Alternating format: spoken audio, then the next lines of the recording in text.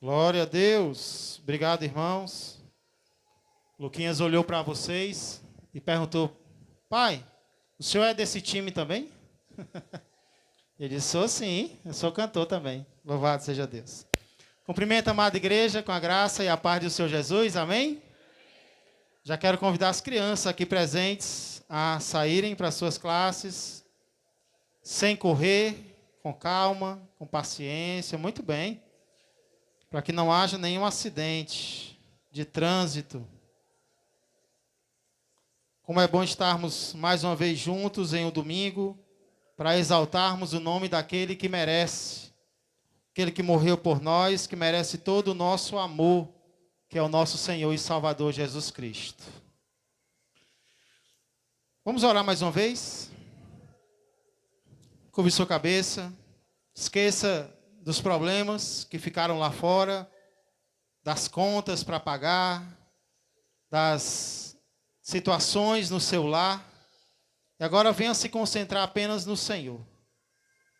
Pai amado e Pai querido, mais uma vez, Pai, nós queremos durante este culto nos dirigirmos ao Senhor, a autoridade máxima do universo, com quem nós temos o livre acesso, Pai, de conversar com o Senhor. Nós que não merecemos, mas por meio de Jesus Cristo, temos os nossos pecados todos perdoados pelo sangue que foi derramado na cruz em nosso lugar, Pai. Por isso nós te agradecemos. Agradecemos, Senhor, por estarmos aqui, por estarmos vivos e por termos o desejo de aprender mais de Ti e de Te servir, Pai, de Te conhecer mais e mais. Que assim o Senhor nos ajude a continuarmos em um mundo onde existem tantas tentações, inclusive, Pai, para não virmos a um lugar como este. Alguns talvez até cederam às tentações, Pai, mas há aqueles que aqui estão, dizendo não para si mesmos, dizendo não para o mundo e dizendo sim para o Senhor. Que o Senhor os recompense mais e mais, pois tudo isso, Pai, eu peço e já agradeço, em nome de Jesus Cristo. Amém, amém e amém. Glória a Deus.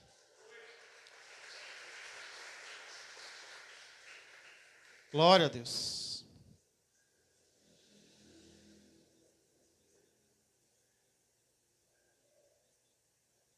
Glória a Deus.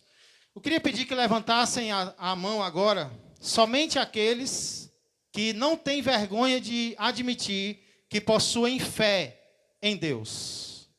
Só quem tem fé no Senhor, de verdade mesmo.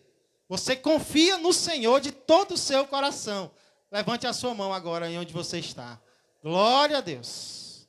Não vou pedir para você continuar com a mão levantada, mas que você imagine que ao final deste culto, lá fora, policiais armados estarão com um mandato de prisão na mão. E esse mandato é para você. Detalhe, por um crime que você não cometeu. A fé agora, como é que está? Ou então, vou piorar um pouquinho. Vou piorar um pouco a situação. Está muito fácil. Imagina que ao sair de casa, para ir para o trabalho ou para outro local, você é forçado a entrar em um carro preto. Tem que ser preto. E aí você é levado de navio, você é sequestrada, e levado de navio para um outro país, no qual você é obrigado a trabalhar na casa de um homem rico, que você não conhece. Nem o idioma dele você consegue falar direito. E nessa casa, com o passar do tempo, você começa a aprender as coisas, começa a se desenvolver, mas aí você é acusado de um crime.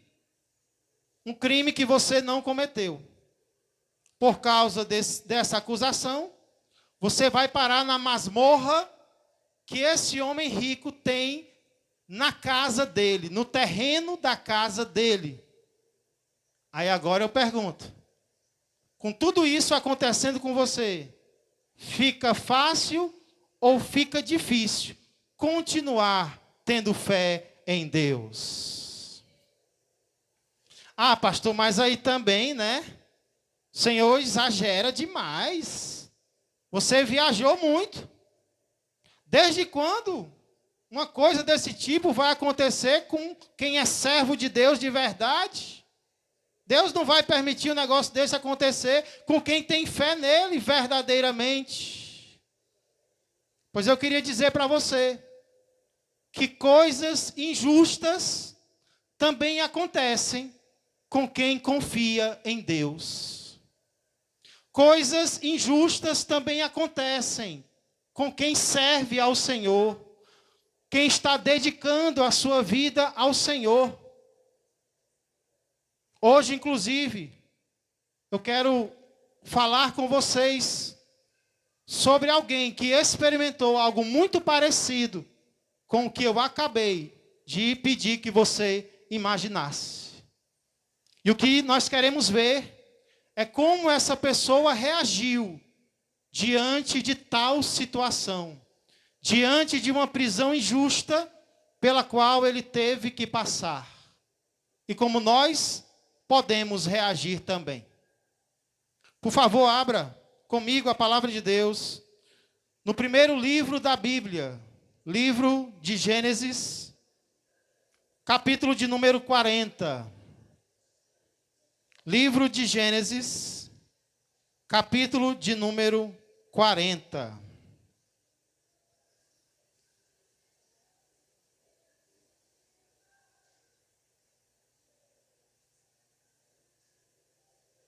Primeiro livro da Bíblia, aproveito para, mais uma vez, dar as boas-vindas a todos os presentes, irmãos, amigos que nos visitam. Também aqueles que não puderam estar presentes, mas estão adorando ao Senhor conosco por meio das redes sociais. Que Deus conceda uma bênção maravilhosa, espetacular a cada um de vocês. O capítulo no qual nós vamos meditar hoje fala de um homem chamado José. Nome muito comum, inclusive, aqui no nosso estado do Ceará. E apesar de José começar com a letra J, a vida de José poderia ser resumida com a letra V. Por quê, pastor? Porque desde o início, no capítulo 37 de Gênesis, até agora, no capítulo 40, a vida de José, ela vem regredindo, humanamente falando. É como uma reta da letra V, que vem diminuindo, diminuindo, diminuindo, até que encosta na linha. Até que encosta no chão da linha, que chega no fundo do poço. Depois, a vida de José, daqui para frente, capítulo 41 e diante, ela vai subindo. A história de José vai melhorando, melhorando, melhorando, até chegar ao capítulo 50. Então, a vida de José começa piorando, depois ela melhora, é que nem um V. E onde é que o capítulo 40 se encontra nisso, pastor? Ele é o momento mais difícil da vida de José. É o momento em que o V chega no seu ponto mais baixo. Capítulo 40 de José é o que acontece antes da vida dele começar a mudar. Antes da vida dele começar a ser transformada. Então, raciocina comigo. No capítulo 40 de Gênesis, José está na prisão. José está enfrentando talvez o seu momento mais difícil, em que a sua fé é mais testada. E é aí que nós queremos ver como foi que ele reagiu diante de tudo isso. Você lembra quando foi que a sua vida chegou no momento mais difícil? Talvez o momento mais difícil está sendo esse, no qual você está vivendo agora. Ou talvez não, talvez foi alguns anos atrás. Talvez você lembra. E você lembra como foi que você foi tentado a agir no momento mais difícil da sua vida? Muitas vezes nós somos tentados a agir de forma errada. Nós somos tentados a desistir de tudo aquilo que Deus colocou no nosso coração, de não querer mais acertar, de não querer mais fazer o que é certo. Muitas vezes a tentação vem de agir de forma equivocada, de agir de forma errada, de prejudicar vidas, porque o momento é difícil. Então José agora está enfrentando o momento mais complicado da sua vida. E eu quero ver com você como é que ele reage diante deste momento. Como é que José reage à sua prisão. Vamos começar lendo os versos 1 a 5.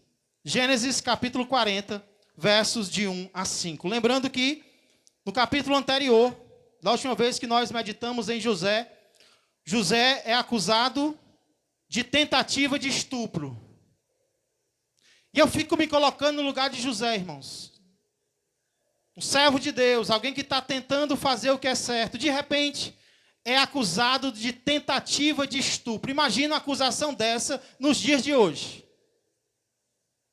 Às vezes dá tempo nem chegar na delegacia. Tamanho é o ódio das pessoas com isso. José é acusado disso. Injustamente, ele não cometeu isso.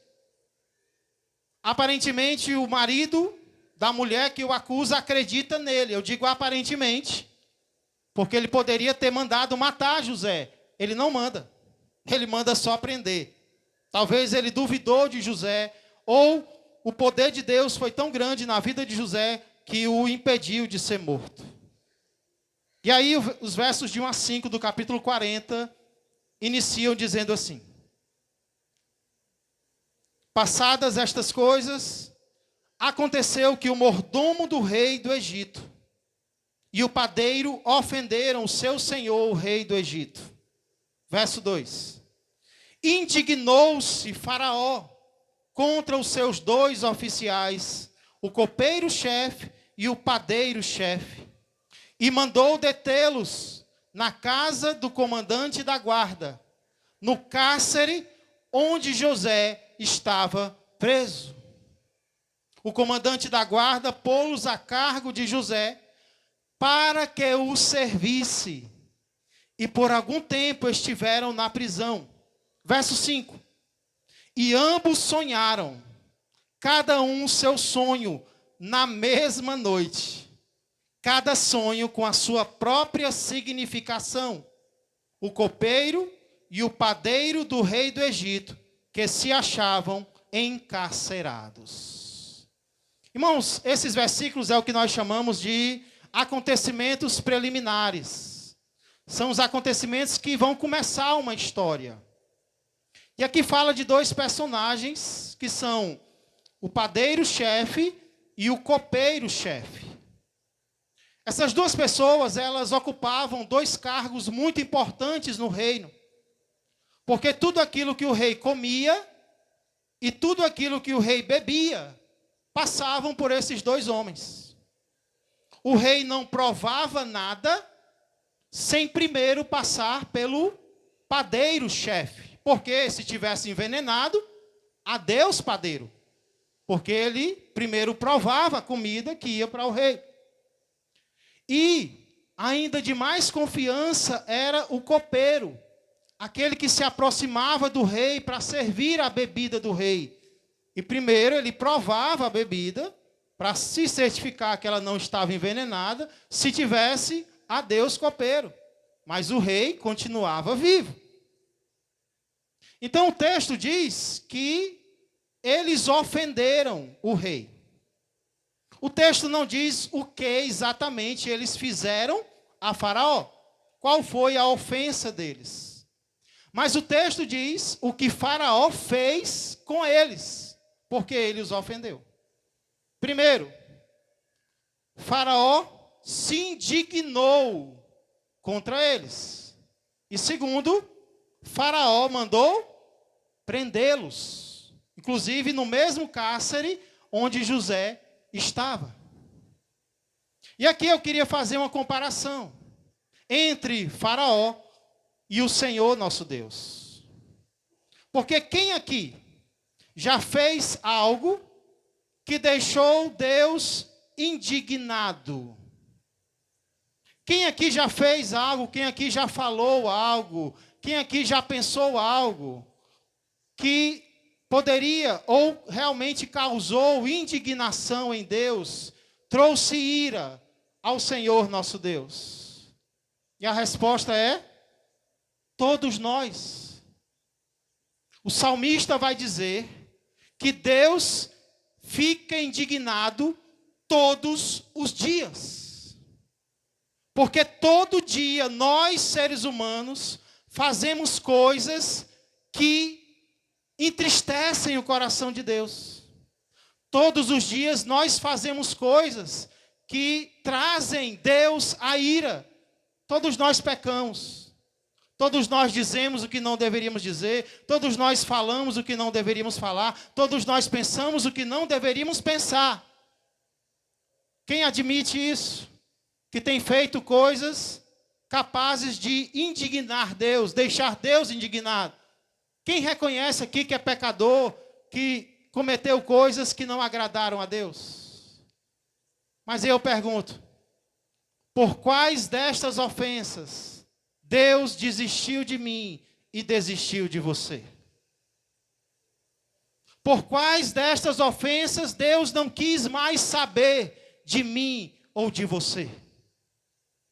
Por isso que é tão bom servir ao nosso Deus. Por isso que é tão maravilhoso servir ao nosso Deus. Porque para Deus nós não somos como um copo descartável que Ele amassa e depois joga fora, não. Nós não somos descartáveis para Deus. Nós cometemos coisas que não agradam a Ele, nós fazemos coisas que não agradam a Ele, mas se nós nos arrependermos, Deus nos perdoa e Deus nos restaura a comunhão com Ele.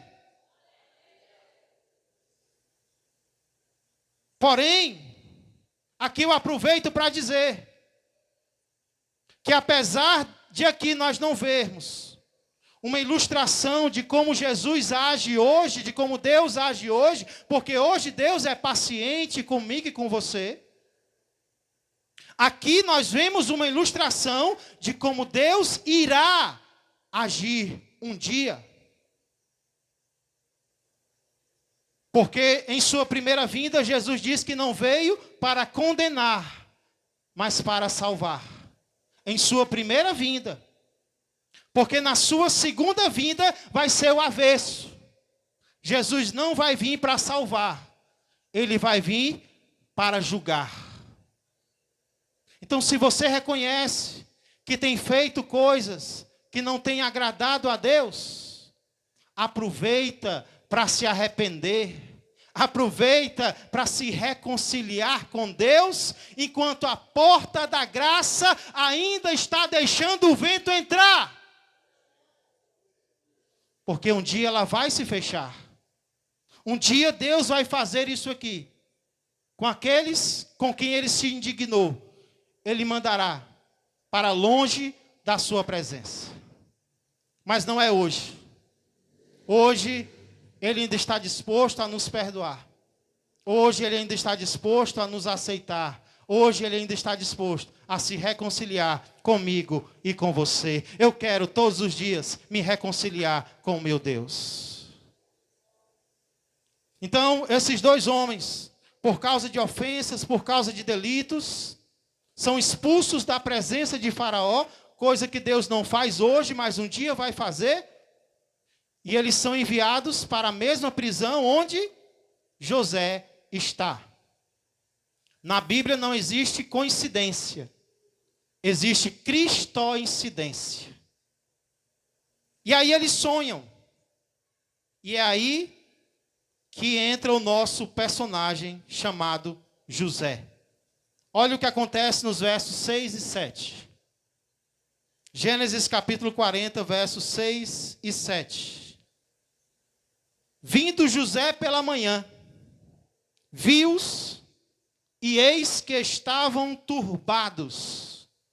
Então perguntou aos oficiais de Faraó, que com ele estavam no cárcere da casa do seu senhor: por que tendes hoje triste o semblante.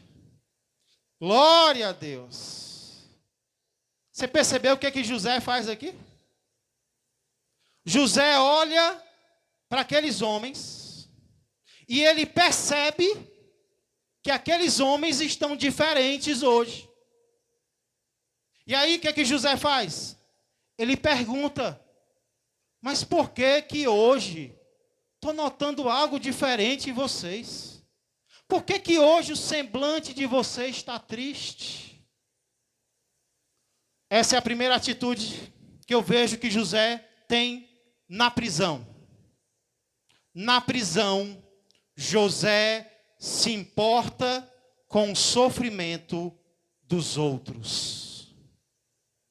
José está preso injustamente. José está sofrendo injustamente. Mas ele tem condições de olhar para os outros e perceber que os outros também estão sofrendo.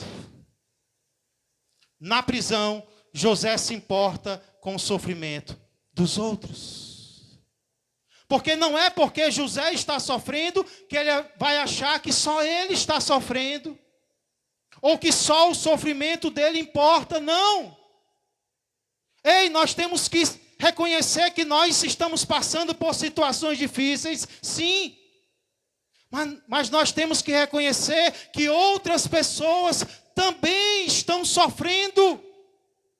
Nós não podemos olhar apenas para nós mesmos. Nós temos que olhar para além de nós. Nós temos que olhar para aqueles que estão ao nosso redor, à nossa volta. Olha a atitude bela que José tem em uma prisão. Ele poderia ter olhado apenas para ele, ter se voltado apenas para a sua dor, que era muito grande. Mas não, José se importa com o sofrimento dos outros. E aí alguém pode dizer: mas pastor, sinceramente falando, eu acho que José aqui está exagerando, eu acho que ele está sendo até um pouco, no meu ver, besta. Por que ele vai ligar para o que os outros oficiais do rei estão passando? Talvez alguém vai dizer isso, que quem se importa com os outros é besta. Mas para mim, biblicamente falando, eu creio que José está sendo aqui muito do inteligente. Por quê, pastor? Porque eu acredito que um dos melhores remédios que nós podemos tomar contra a depressão é pararmos de olhar apenas para nós e passarmos a olhar também para os outros. Muitas vezes a depressão vem, o sentimento ruim vem, a ansiedade vem, pelo motivo de que nós estamos fissurados em nós mesmos. Nós olhamos tanto para o nosso problema que ele acaba crescendo. Quando muitas vezes nós vamos nos sentir até melhores. Se nós pararmos de olhar apenas para o nosso problema e olharmos ao nosso redor e vermos que outras pessoas também estão sofrendo. E algumas vezes, ao olharmos ao nosso redor, sabe o que nós vamos perceber? Que tem gente sofrendo até mais do que nós. Experimenta fazer uma visita ao hospital do câncer. Quando você estiver com muito problema, que eu sei que nós temos, experimenta ir no hospital do câncer. E olha para crianças enfrentando uma doença terminal. Experimenta ir numa casa de uma favela, onde talvez a casa inteira, onde moram 10 pessoas, é menor do que o teu quarto. Olha ao teu redor e muitas vezes você vai perceber que não é só você que está sofrendo. outras pessoas estão sofrendo também, e às vezes até mais do que eu e do que você. E aí nós vamos ver que Deus tem sido misericordioso conosco. Oh, Deus, me perdoa porque eu estava reclamando. Ou então, às vezes, vai acontecer o contrário, sabia? Você vai olhar para o sofrimento dos outros e você vai perceber que os outros estão sofrendo por problemas menores do que os teus. Aí você vai ver, sabe o quê? Olha a força que Deus tem me dado. Porque eu tenho enfrentado problemas maiores. E eu tenho sido forte com a força que Deus tem dado a mim. Inclusive, é exatamente isso que acontece aqui. José pergunta, por que vocês estão tristes? Parece que José esquece dele, né? Capacidade que o ser humano tem de esquecer de si mesmo. Que coisa linda, irmãos, que atitude linda. É quando a gente vê que alguém está sofrendo, mas ele está preocupado com os outros. Alguns anos nos Estados Unidos, um falso Messias, afirmando ser o Messias, só que sendo falso. Um americano, ele levou pessoas para uma casa. E para resumir a história, no final essa casa acabou sendo incendiada. Pessoas morreram lá, não apenas ele, mas outras pessoas que acreditaram nele, que foram inocentes ao ponto de acreditar que ele era o Salvador. E aí, quando duas mães se encontram lá fora, uma delas, que havia perdido os filhos no incêndio, olha para a mãe, que tinha conseguido salvar os filhos, e ela diz: como eu estou feliz, porque a senhora conseguiu salvar os seus filhos. A mãe que perde os filhos no incêndio tem a capacidade de falar com a outra que não perdeu e dizer: como eu estou feliz, porque você não perdeu os seus filhos.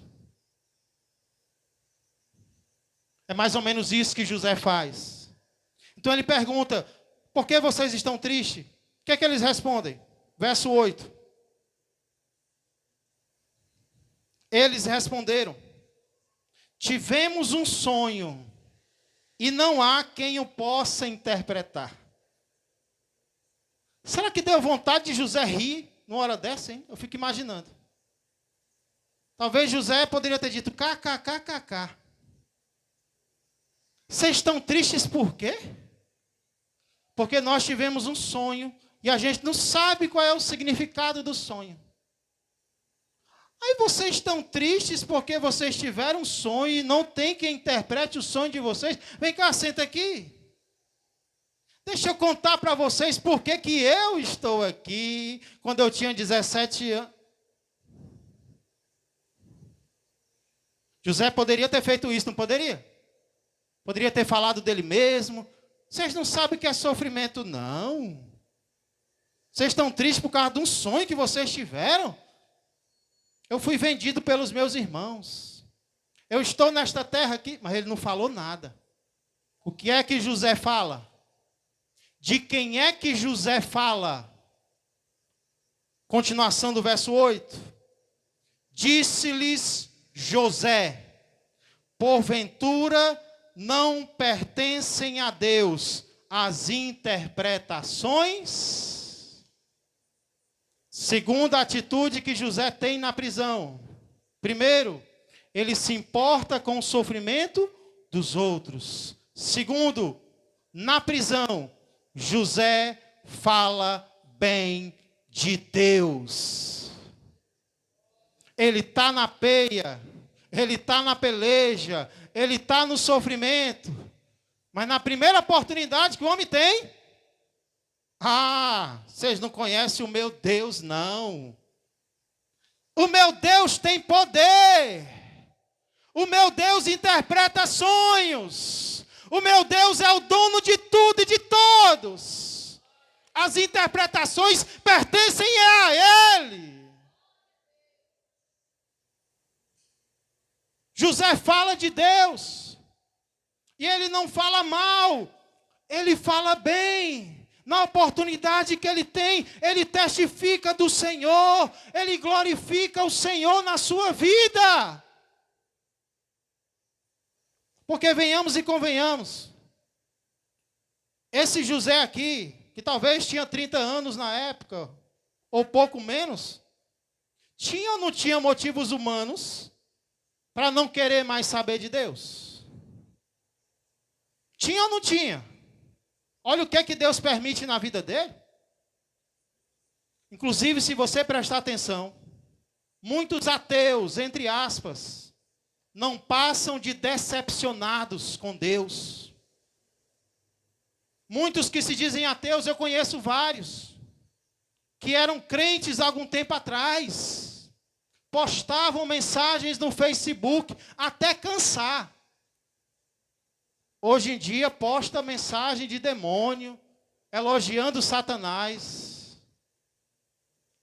O que é isso? Pessoas que se decepcionaram com Deus. Aquele professor universitário do filme Deus Não Está Morto, ele não era ateu de verdade, né? Ele fez uma oração a Deus e Deus não respondeu como ele gostaria. E agora ele se volta contra Deus. Ore pelos que se dizem ateus. Muitos deles estão apenas magoados com o Senhor. Estão apenas magoados porque pediram algo e Deus não fez como eles queriam, por alguém a quem eles amavam. Ore por eles. Creio que muitos irão voltar à casa do Senhor.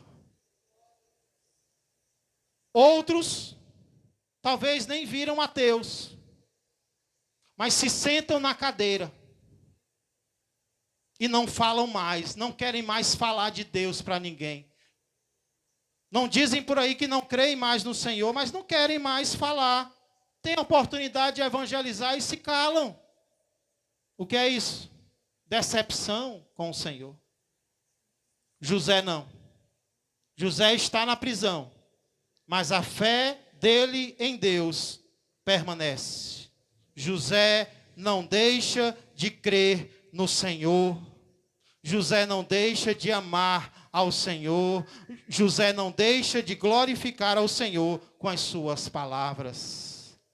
Não importa o que Deus permitiu na sua vida e na minha vida. Não importa o que Deus não permitiu. Vamos continuar crendo nele e falando dele todas as vezes que nós tivermos oportunidade.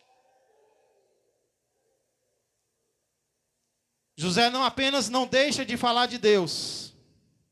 Tem outra coisa que ele também não deixa. Qual é a última frase do verso 8? Qual é a última frase do verso 8, igreja? O que é que eles pedem? Que os oficiais façam. Contai-me o sonho. Vocês devem lembrar que, provavelmente, um dos dons que José tinha era o de receber e interpretar sonhos. Isso era um dom. E ainda hoje é. Tem pessoas que têm esse dom. Mas vocês lembram muito bem o que tinha acontecido da última vez que José tinha se metido com sonho. O que foi? Os irmãos não gostaram e o venderam e ele estava aqui nessa situação. Então José poderia muito bem dizer, eu não quero mais conversa com esse negócio de dom. Negócio de servir a Deus, de interpretar sonho, vai para lá. Quero mais não. Ei, terceira atitude que José tem aqui é que na prisão ele continua exercendo o seu dom. Na dificuldade, tanto quanto na facilidade, José continua fazendo aquilo que Deus o chamou para fazer. Não é porque agora as coisas estão difíceis que eu vou parar de exercer o dom que Deus me deu, não. Vai lá, me conta, eu vou tentar de novo, eu vou fazer aquilo que Deus me deu a capacidade de fazer. Me conta o sonho. José poderia ter desistido. E aqui eu aprendo que muitas vezes, igreja, enquanto nós exercemos o ministério que Deus nos deu, pessoas irão se ferir. Enquanto nós estivermos exercendo aquilo que Deus nos deu, pessoas não vão gostar. Pessoas podem se levantar contra você. Mas Deus não tem culpa disso, então continua fazendo aquilo que Ele te deu para fazer. Porque José poderia ter pensado nos seus irmãos, meus irmãos não gostaram, talvez esses homens também não vão gostar, mas Josué continua sendo fiel. Está na hora de você continuar sendo fiel com o dom que Deus te deu. Talvez isso gerou sofrimento para você, mas Deus não tem culpa. Ele vai perguntar, mas o que foi que eu te fiz? Ah, Senhor, mas o fulano disse isso, a cicrana falou assim. Mas eu disse o quê para você? Eu pedi para você parar. Não. Então continua exercendo os dons que Deus te deu. Porque quem te deu foi Ele, quem se responsabiliza é Ele, e quem vai cobrar de você é Ele. Cuidado. Não enterra talento por causa de nada nem de ninguém. Faz a vontade de Deus na tua vida da melhor maneira possível. Se tiver que aprender a fazer melhor, faz. Mas não para de fazer. Não para por nada nem por ninguém. É o que José faz. Conta o sonho para mim. Está aqui eu de novo.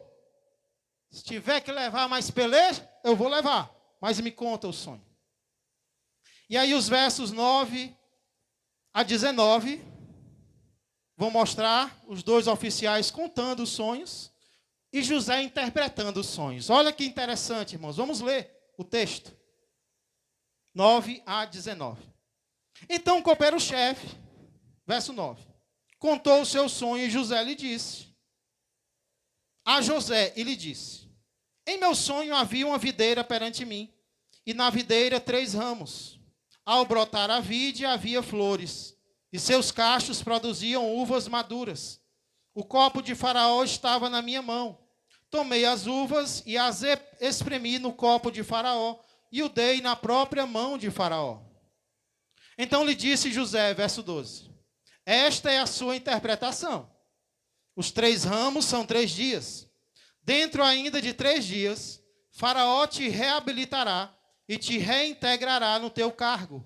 E tu lhe darás o copo na própria mão dele, segundo o costume antigo, quando lhe eras copeiro. Porém, verso 14, lembra-te de mim, quando tudo te correr bem, e rogo-te que sejas bondoso para comigo, e faças menção de mim a Faraó, e me faças sair desta casa. Porque de fato fui roubado da terra dos hebreus, e aqui nada fiz, para que me pusessem nesta masmorra. Verso 16. Vendo o padeiro-chefe que a interpretação era boa, disse a José, eu também sonhei. E eis que 3 cestos de pão-alvo me estavam sobre a cabeça. E no cesto mais alto havia de todos os manjares de Faraó, arte de padeiro. E as aves os comiam do cesto na minha cabeça. Me diz aí, José, o que é isso aí? Verso 18. Então lhe disse José, a interpretação é esta. Os 3 cestos são 3 dias. Dentro ainda de 3 dias, Faraó te tirará fora a cabeça e te pendurará no madeiro, e as aves te comerão as carnes. Irmãos, aqui eu vejo a quarta atitude de José na prisão. Na prisão, José fala a verdade. Sabe, muitas vezes, nós nos deixamos levar pelos nossos sentimentos. Tem dia que a gente acorda com vontade de mandar flores para todo mundo. A gente acorda com vontade de dizer que todo mundo é lindo, né? De dizer só coisa boa para os outros. Mas tem dia que a gente acorda com aquela vontade de só dizer coisa ruim, né? De só desejar coisa ruim, de desejar o pior possível para as pessoas. Pois é, o meu compromisso e o teu compromisso não é com os nossos sentimentos. Não é com o que nós queremos dizer para as pessoas. O meu compromisso e o teu compromisso é com a verdade. Não é com as pessoas, eu fui com a cara de fulano, eu vou dizer algo bom para ele. Eu não fui com a cara de cicrano, eu vou dizer alguma coisa ruim para ela. Nosso compromisso não é com as pessoas, é com a verdade. O problema é que, às vezes, nós queremos dizer apenas coisas boas e, às vezes, nós queremos dizer apenas coisas ruins. E aí nós temos que tomar uma decisão de nem só dizer coisas boas e nem só dizer coisas ruins, mas dizer a verdade que a pessoa precisa ouvir. Porque não foi isso que o nosso Senhor Jesus fez? Quando Jesus tinha uma verdade boa para dizer para alguém, o que ele fazia? Ele dizia. Quando Jesus tinha uma verdade difícil para dizer para alguém, o que ele fazia? Ele dizia também. Quem é o meu exemplo? Quem é o teu exemplo? É Jesus. Então aqui, na prisão, José decide falar a verdade. E ele fala a verdade acerca de 3 pessoas. Primeiro, ele fala a verdade acerca do copeiro, que era uma verdade boa. Olha, o teu sonho significa a chave de um carro, né? Olha, eu estou vendo uma chave, você recebendo uma chave. Esse sonho é bom de interpretar, né? Agora imagina José dizendo isso para alguém que ia ser solto daqui a 3 dias e ele talvez não. Eita! Temos que dizer a verdade boa para os outros, mesmo que a nossa, no momento, não seja tão boa assim. Segundo, José diz a verdade sobre ele mesmo. Ele aproveita agora para dizer, olha por que eu estou aqui. Meus irmãos me venderam e eu nada fiz para merecer estar neste lugar. Lembra de mim quando você sair?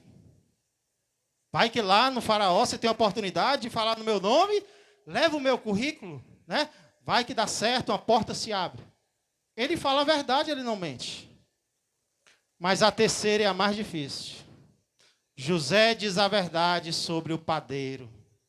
Padeiro empolgado, ouviu o sonho do primeiro. Eu vou contar o meu também. O que é que José poderia ter feito? Se fôssemos nós. Vixe, eu não entendi não teu sonho. Eu não consegui compreender muito bem. Vou orar mais um pouco, vou orar 3 dias. Né? Daqui a 3 dias eu te digo. Irmãos, às vezes é difícil dizer uma verdade dura para alguém, né? Às vezes a gente até pensa que está ajudando alguém e não dizer a verdade dura para ele.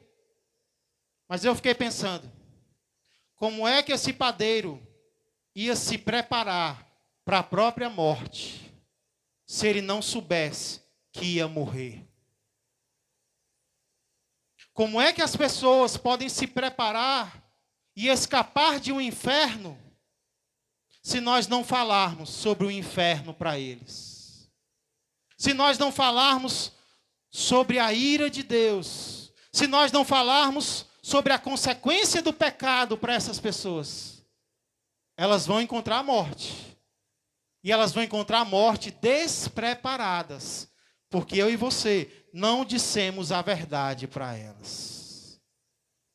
Quer demonstrar amor para alguém?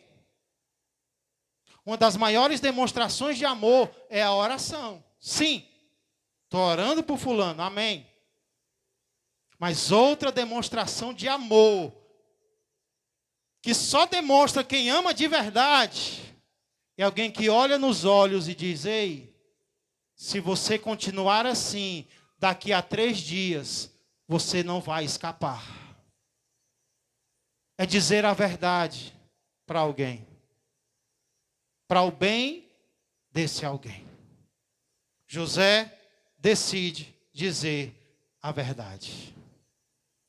Talvez você está precisando dizer a verdade para alguém. Talvez Deus está cobrando isso de você. Ora, se prepara, vai lá e fala. Na prisão, José decidiu dizer a verdade. Vocês concordam que são atitudes belas que José está tendo aqui? Sim? O que um homem desse merece? Recompensa, não é não? Um homem que se preocupa com o próximo. Um homem que fala de Deus. Um homem que exerce o seu dom. Um homem que fala a verdade merece recompensa. Sim. Mas olha o que ele recebe. Versos 20 a 23. Para concluir o capítulo. Verso 20 diz: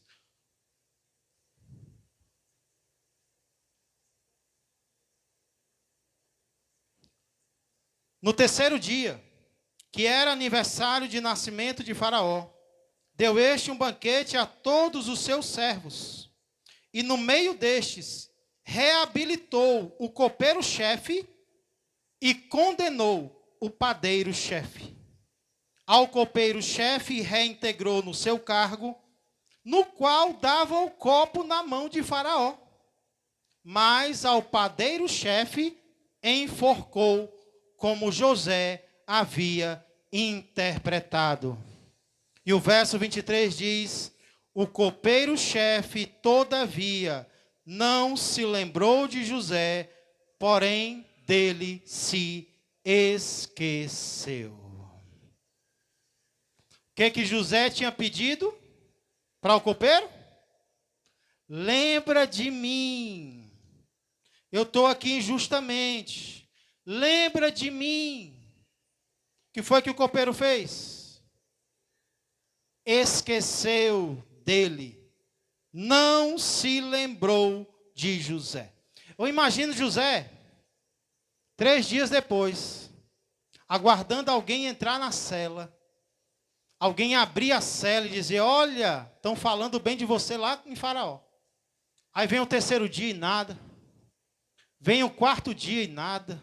Vem uma semana e nada. Vem um mês e nada. Vem um ano e nada. Mais de um ano, José é esquecido.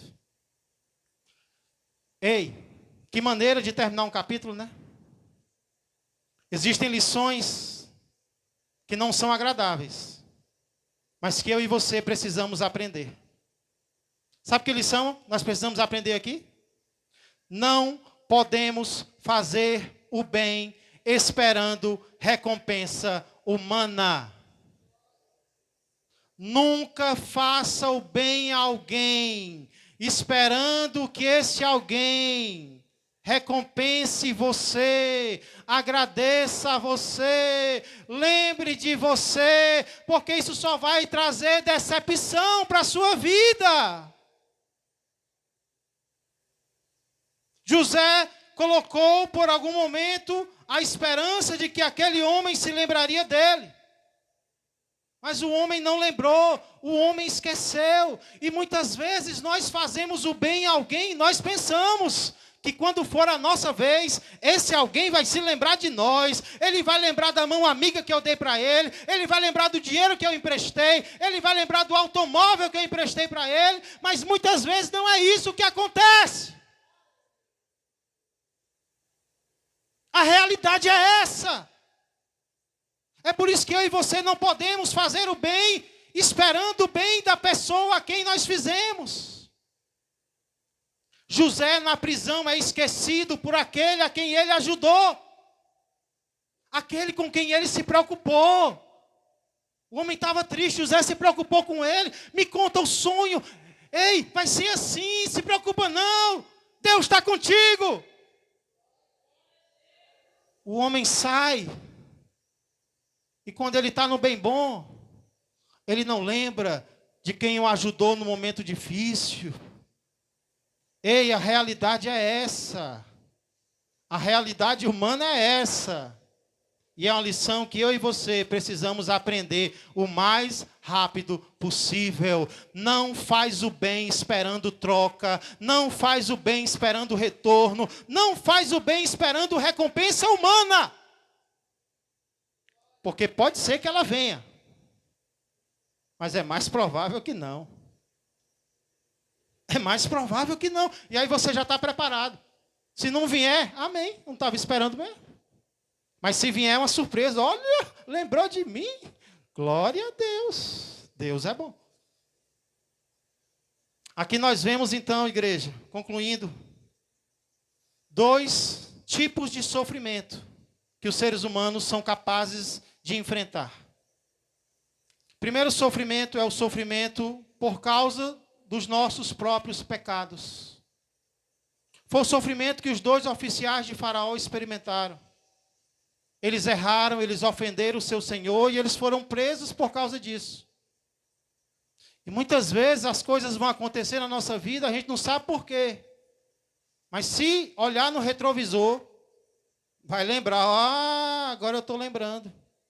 Lembro das minhas ofensas. No capítulo 41, lembro das minhas ofensas contra o rei.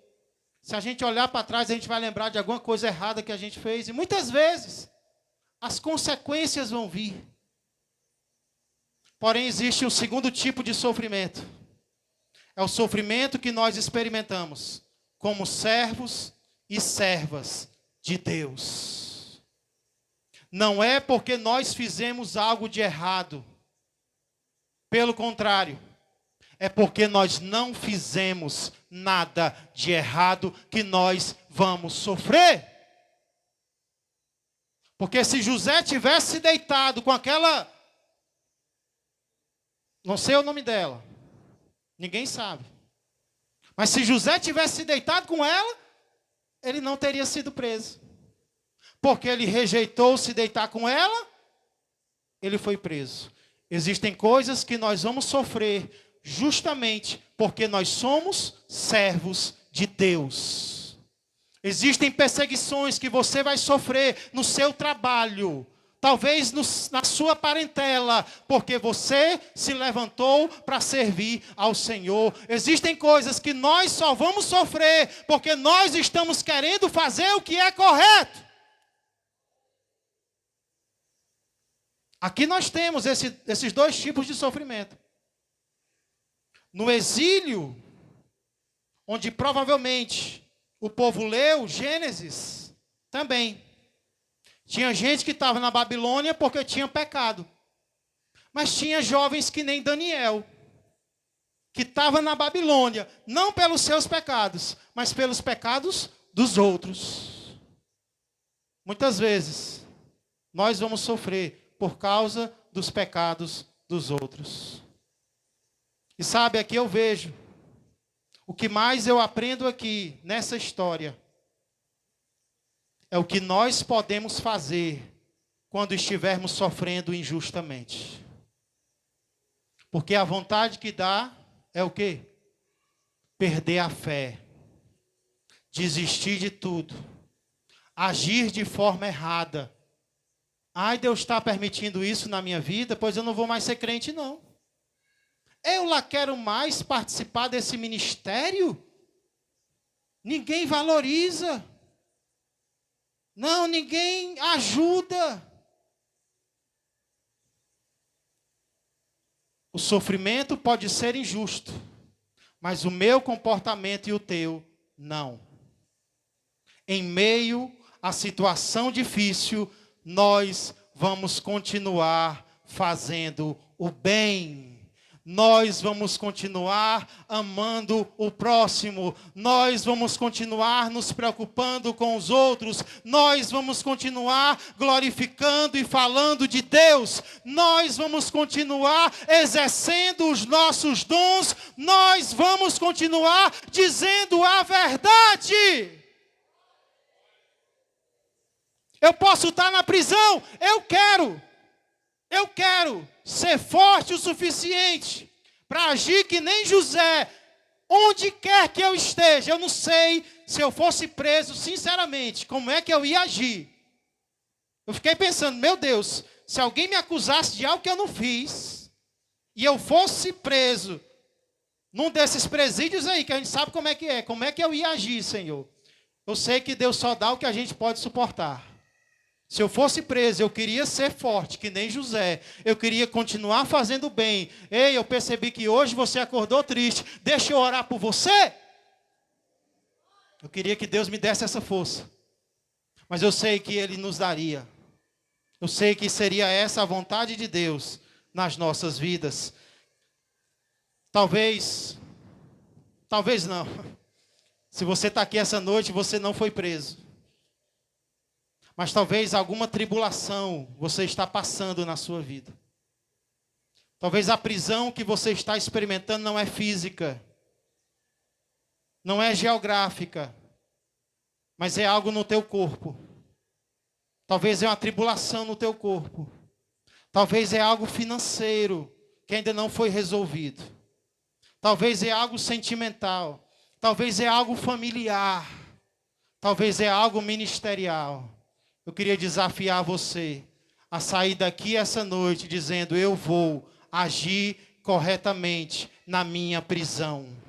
Eu vou agir corretamente na dificuldade que Deus está permitindo na minha vida. Eu vou fazer o bem. Eu vou falar de Deus. Eu vou continuar tendo fé na minha prisão. Pastor, mas você mesmo não disse que o homem, ele não agradece, o homem, ele não retribui? Exatamente. O homem muitas vezes não vai reconhecer o teu esforço. O homem muitas vezes não vai reconhecer a tua fidelidade. Mas tem alguém que sempre reconhecerá. Hebreus 6 vai dizer que Deus não é injusto para ficar esquecido do vosso trabalho que desempenhastes para os santos, pois ainda servis aos santos. O homem pode não ver, mas Deus está vendo o teu esforço. Deus está vendo a tua dedicação. Alguém que, mesmo na prisão, não deixou de servir a Deus foi Daniel. Daniel estava preso na Babilônia, tendo que servir a reis. Mas você lembra como é que Daniel age? Entra rei, sai rei, Daniel continua o mesmo. Educado, amoroso, porém firme. Eu não troco o meu Deus por nada. Ah, é para parar de orar? Pois eu abro a janela e continuo orando, porque Deus é o primeiro na minha vida. Eu estou na Babilônia, eu estou preso, mas o meu espírito está livre para adorar ao meu Senhor. O apóstolo Paulo, em Atos 16, é preso. Justamente ou injustamente? Pregar a palavra é motivo para ser preso? Paulo expulsou o demônio de uma mulher, de uma escrava. Ninguém gostou, mandou prender Paulo. Tá bom, estou preso, mas a minha boca está livre. Eu vou orar e eu vou adorar o meu Deus. Paulo e Silas louvavam e oravam à meia-noite. Em uma sexta-feira prenderam Jesus em uma cruz. E justamente, o que Jesus faz? Minhas mãos e meus pés estão presos, mas a minha boca está livre para desejar o bem a vocês. Pai, perdoa-lhes, porque eles não sabem o que fazem. Deus dá a recompensa. No capítulo 41, nós vamos entender por que o copeiro não lembrou de José. Até quando os homens esquecerem de nós, é propósito de Deus para as nossas vidas. O momento ia chegar, a recompensa ia chegar. Continua, espera a recompensa do Senhor, que ela vai vir. Curve suas cabeças, vamos orar ao Senhor.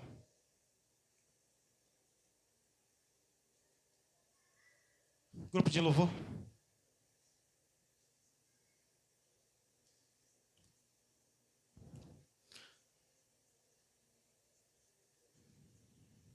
Será que nessa noite você se encontra em alguma prisão? Em qual tipo de prisão Deus está permitindo que você esteja? Prisão aqui é sinônimo de dificuldade, de situação desagradável. Talvez Deus está permitindo, você não saiu ainda de uma situação desagradável. Isso acontece até com quem tem fé, sabia? Isso acontece até com quem é fiel. Talvez você se perguntou, mas por que isso está acontecendo se eu estou procurando ser fiel a Deus? Às vezes é consequência do pecado. Às vezes é consequência da fidelidade ao Senhor. É porque você inventou de se levantar para ser fiel a Deus. Agora, o inimigo está furioso. Mas só vai acontecer aquilo que Deus permitir. A questão principal não é onde você está, mas como você está agindo, onde você está. Talvez você está em uma prisão. E a sua atitude até aqui estava sendo de murmuração, de reclamação, de desistência, de desânimo, de parar de servir ao Senhor por causa do que está acontecendo com você. Não foi assim que José agiu. Não foi assim que Daniel agiu. Que Paulo agiu. E principalmente que Jesus agiu. Eles fizeram o bem e amaram ao Pai. E é o que eu quero convidar você a fazer hoje. Decida mudar as atitudes que você tem tido na prisão, na dificuldade, na tribulação. Não por causa do homem, não. O homem não merece. Mas por causa do Deus que está com você, onde você está. Tome uma decisão para Deus esta noite.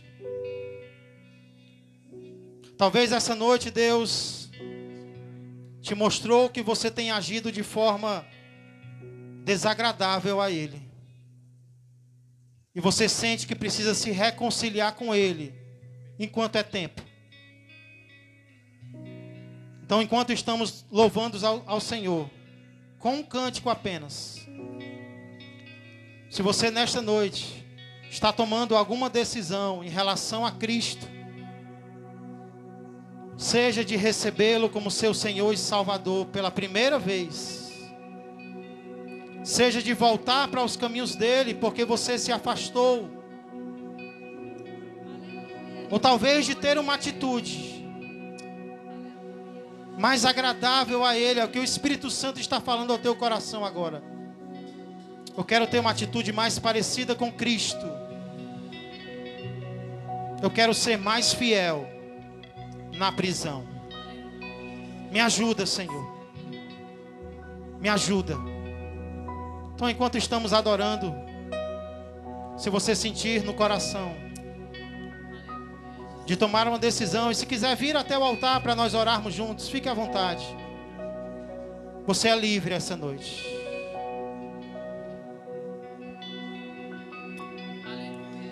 Parece que está tudo bem.